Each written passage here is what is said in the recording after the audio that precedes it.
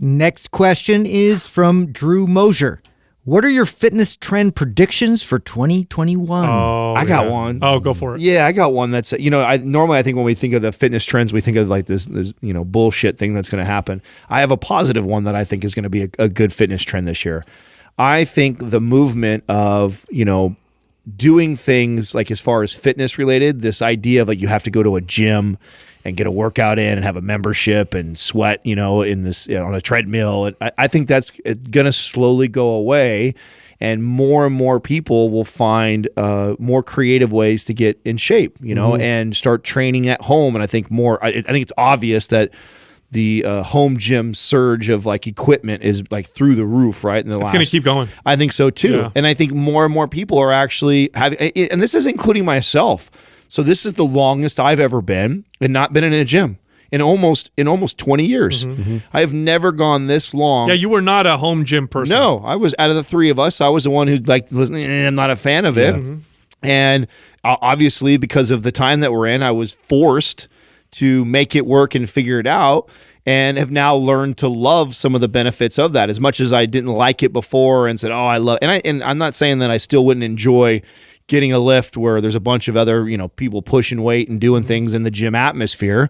But I've actually learned to love the at-home workout so much more that I can't be alone in that camp where you probably loved the gym setting before, you were forced out of it, you've now been forced into figuring out what at-home workouts look like for you, and have now adjusted and have learned to like it. And now I'm looking at 2021 going like, shit, I'm going to cancel my 4 gym memberships and save my $200 and something or probably $300 a month. And I'm gonna continue doing this at home. I think that's going to be a big trend this year. Yeah, I agree with you 100%. I think home gym sales, I think digital fitness products and programs, I think those are going to continue to do well.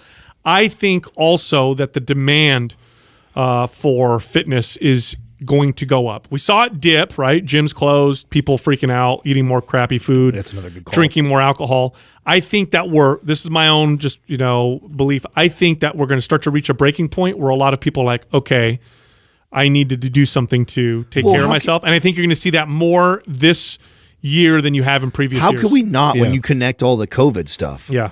I mean, when you look at the number one cause of fatality from COVID, it's people that are obese, heart conditions, all the things that are preventative if we were dieting and training. So you got to think that there's a big portion of people that are probably waking up. I know there's a large portion of people that are like locking themselves in their home and not going anywhere, not getting sunlight, not socializing, not doing that in fear of COVID.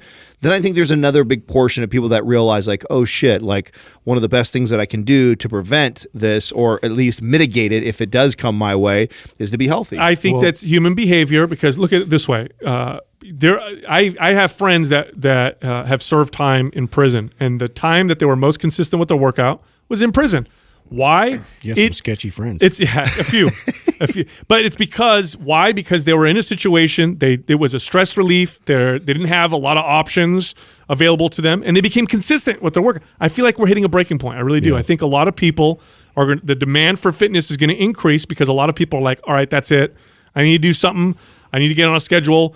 Things are not open like they normally were. I think it's top of mind. I think it's top of mind because people, I think it's both like it's sort of the other end of the sword of that is that it's bringing people back to wanting to get into healthier habits and protect themselves and build, a more resilient body. And I don't know if it's been announced or not. I know Apple's working on, ways to compete with Peloton and all these kind of digital like platforms and things. But I really see, we're going to see some of these big companies jump into the ring here and create experiences like we haven't seen before, where it's going to connect to the watch and like you're going to get points for all this and all these things like they've speculated about forever in the digital health space. I think are like, and they're going to double, triple down on them to where, you could earn points and then that goes to your insurance and, things like that. It can lower costs for things like there's going to be incentives, I think, within workplaces and stuff. I think it's like finally time where that makes sense. Excellent.